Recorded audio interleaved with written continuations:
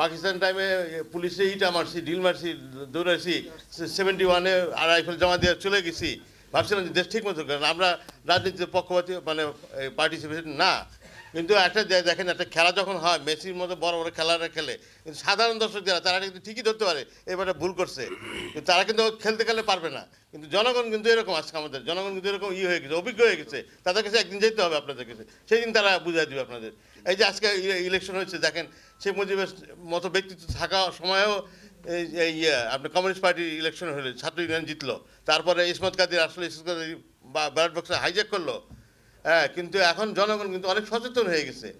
জনগণ কিন্তু আকাঙ্ক্ষিত যার জন্য যদি না পান, আপনি যদি একটা জনগণের পার্টিসিপেশন না থাকে, বৈষম্য যদি না থাকে, এবং যদি যেখানে উন্নয়নের কি বলে সবাই পার্টিসিপেট করতে পারে, তা না হলে এই অভিযোগ তাদের থাকবে এবং তারা আপনাদের বিরুদ্ধে দাঁড়াবে। আর ইলেকশনের ব্যাপারে আমার কিছু কথা বলার আছে। যেমন আপনি ইলেকশনে জানি না, এখানে কেউ বলেন না যে ইলেকশনে যে যখন ভোট দিতে যান 2টা কপি থাকে, একটা কপিতে সাইন থাকে, একটা কপি সাইন থাকে না। তো যে সাইন না থাকলে হয় কি, ওইটা পুরো আপনার স্টাফিং করে নতুন করে বানায় রাখতে পারে বক্সি করে। সেই জন্য উচিত হলো কি, যারা রিপ্রেজেন্টেটিভ থাকবে তাদের প্রত্যেকের ক্রস সাইন থাকবে যাতে যারা ওই জিনিসটা না করতে পারে, এই একটা ব্যাপার। আর একটা ব্যাপার হলো কি, বড় কিছু করতে হলে ত্যাগ করতে হয়। আপনি ছোট ছোট দলকে বা অনেককে আগায় দিতে হবে। যেমন যে ইন্দিরা গান্ধীর এগেন্স্টে ইলেকশনে জয়প্রকাশ নারায়ণ, আপনাদেরকে ওইরকমভাবে বড় কিছু করতে হলে ছোট ছোট করতে হবে, মানে ত্যাগ করতে হবে, নাহলে বড় কিছু করতে পারবেন না। আপনারা বড় কিছু করেন, এবং আজকে যা স্পোর্টসম্যান অ্যাটিটিউড থাকতে হবে, ইউনিভার্সিটিতে জিতছে ছাত্র এই ডাকসুতে, তাদের সম্বর্ধনা দেন, এবং আপনারা করেন। নেক্সট টাইমে আপনারা কীভাবে যাইতে পারেন সেটা করেন। টেম্পু বাস স্ট্যান্ডে চাঁদাবাজি করবেন, আর একজন পদায়নের চাঁদাবাজি করবেন, দুইটাই সবই কিন্তু জানে জনগণ, কেউ বলে না। হ্যাঁ, কিন্তু বড় চাঁদাবাজি হয় গিয়ে ওই যে পদায়নে বিরাট ওই যে কয়েকদিন আগে দেওয়া কত কোটি টাকা ধরলো। আর আর আর নাম পরে গিয়ে ওই ওই যে যারা টেম্পু স্ট্যান্ড বাস স্ট্যান্ডের তো সেই জন্য আমি সবাইকে বলতেছি, হুঁশিয়ার হয়ে যান। সবারই আমলনামা কিন্তু জনগণ দেখতেছে, আমার আমলনামা দেখতেছে। তো হুঁশিয়ার হয়ে যান এবং ভালোভাবে চলেন, এবং দেশকে সমৃদ্ধশালী করার জন্যে এবং বৈষম্যহীন করার জন্য যা যা দরকার সেটা করেন আপনারা। আমার যতটুকু সহযোগিতা দরকার সেটা করবো। আমি এর আগে বিনা পারিশ্রমিকে 14, 18 এবং জুলাই অভ্যুত্থানে যারা আহত হয়েছিল তাদের আমি সেবা করছি, এখনও করে যাব। 3টি শব্দ: সংস্কার, নির্বাচন ও বিচার।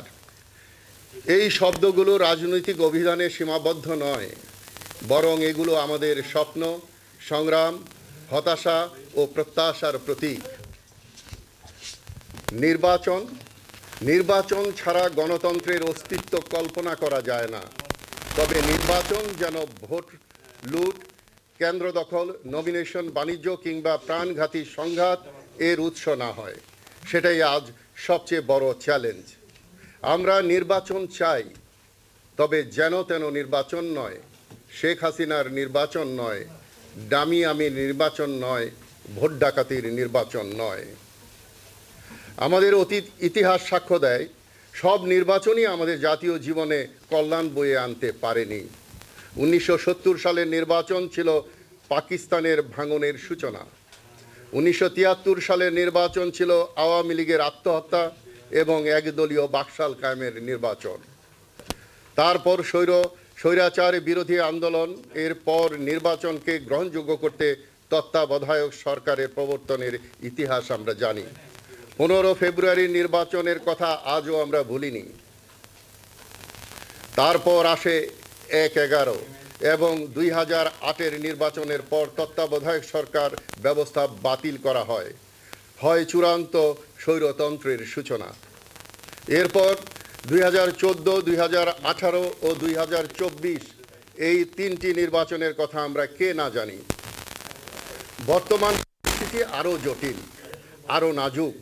আগামী ত্রয়োদশ নির্বাচন, যা মূলত 2029 সালে অনুষ্ঠিত হবার কথা ছিল, তা এগিয়ে এসেছে জুলাই আগস্টের গণ অভ্যুত্থানের মধ্য দিয়ে তথা আমাদের তরুণ প্রজন্মের ঐতিহাসিক বিপ্লবের মাধ্যমে।